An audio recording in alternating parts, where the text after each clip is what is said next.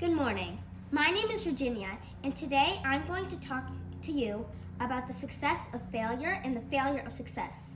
You might say, what do you mean? The dictionary already tells us about success and failure. They're antonyms or opposites. Based on my long life of 10 years, I disagree. I'm going to redefine these terms.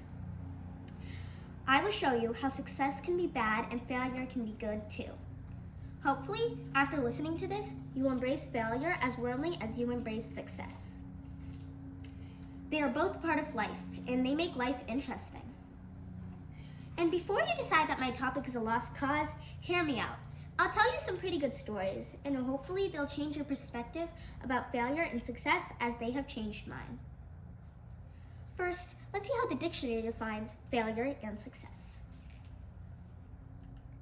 Failure. What does that word mean to you? Failure can be defined as lack of success and inability to meet expectations.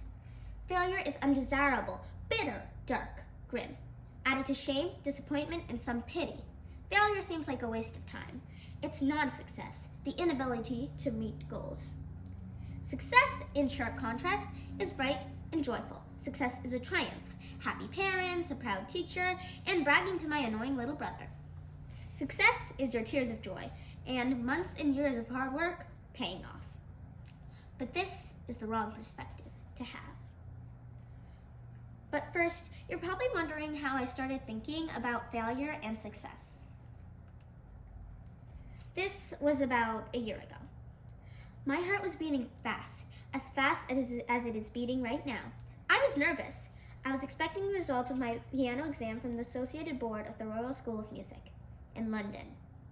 All I could think about was, I hope I did as well as I did last time. I felt like that I'd let myself and everyone else down if I did not make a distinction like I did last time. Anything less than that felt like a failure. Thinking back, I realized that this is what I call failure of success. Success, instead of making me feel happy, confident, and joyful, made me feel nervous, anxious, and I didn't believe in myself. And grown-ups trying to console you that it's okay to fail, that makes it worse. Plus, what do they mean? How will it ever be the same if I fail? Failure would be unfair. I had worked so hard. Unfair. This is my biggest peeve against failure. It's not that only lazy people fail. Hardworking people can fail too. That's the first of my 3 realizations. 3 things I learned in my journey through failure and success. So what are my 3 realizations? First, hard work is common between success and failure. So why are success and failure antonyms? Second, success breeds a fear of failure. That's the failure of success. That's exactly what I had experienced. Third, success defines failure. I let anything less than distinction feel like a failure. Thus, I was setting myself up for failure. Success and failure are 2 sides of the same coin. They are not antonyms. This realization changed my life. When I researched this topic, I came upon something called imposter syndrome. Grown-up stuff, but I can explain it in kid style, just for you. Imposter syndrome is when successful people encounter self-doubt. They feel like frauds or imposters.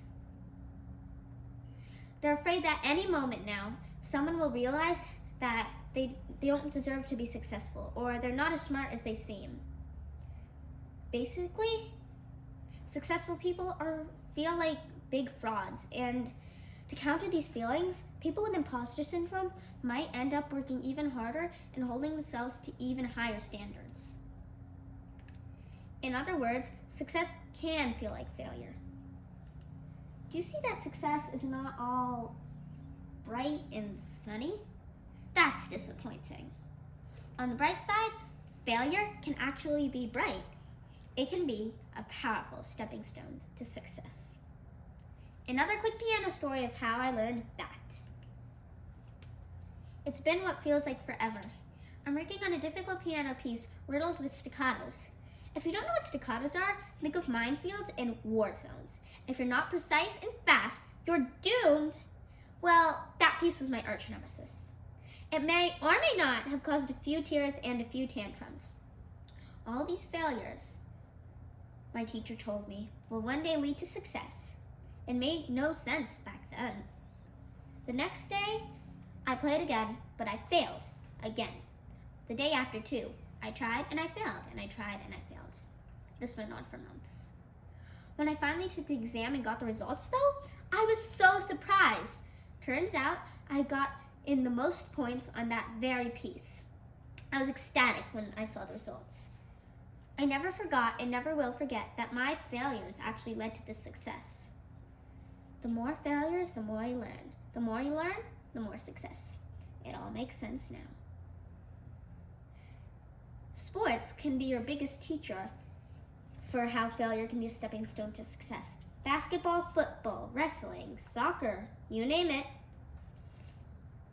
For me, it was figure skating. One day, I fell 29 times on hard, cold ice in 60 minutes, trying to land an axel. I still have a few bruises to prove it. Learn from your mistakes, my coach told me. What does he mean by that? I thought. I tried and I failed and I tried and I failed, but I was just repeating the same mistake. It took me a while to realize that. And when I did, I took a deep breath and I acknowledged my mistake. I got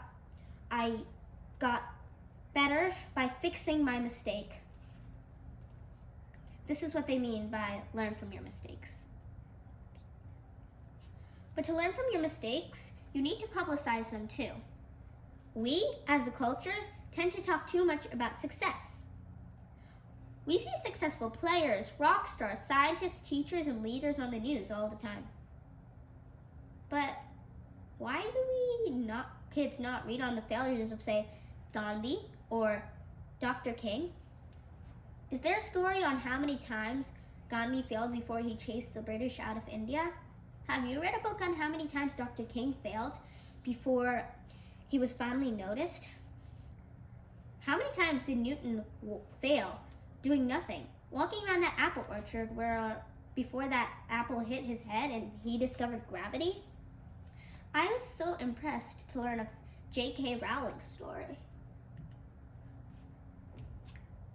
of how many times she failed before she created the magic of Harry Potter. I recommend that you listen to her Power of Failure speech. It's in my bibliography.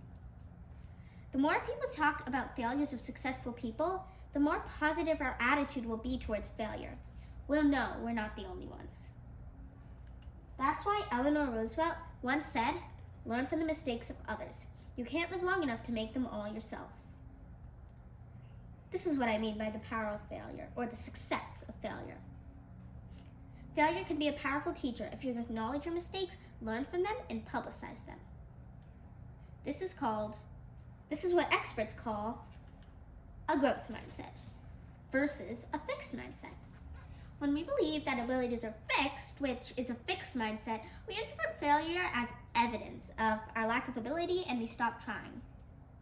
We believe that we're born with a certain amount of talents, and when we can't do something, we say, I wasn't born with this talent, this is not for me, and I can't do it, and we give up.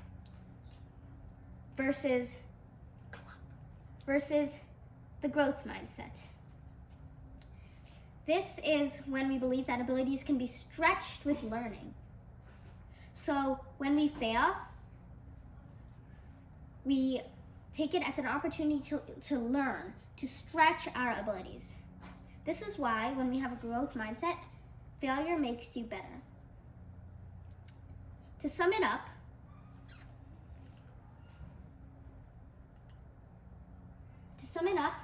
I've learned that failures are an opportunity to learn. Failures are opportunities to stretch our abilities. And failures are opportunities to grow. Failure is a stepping stone to success.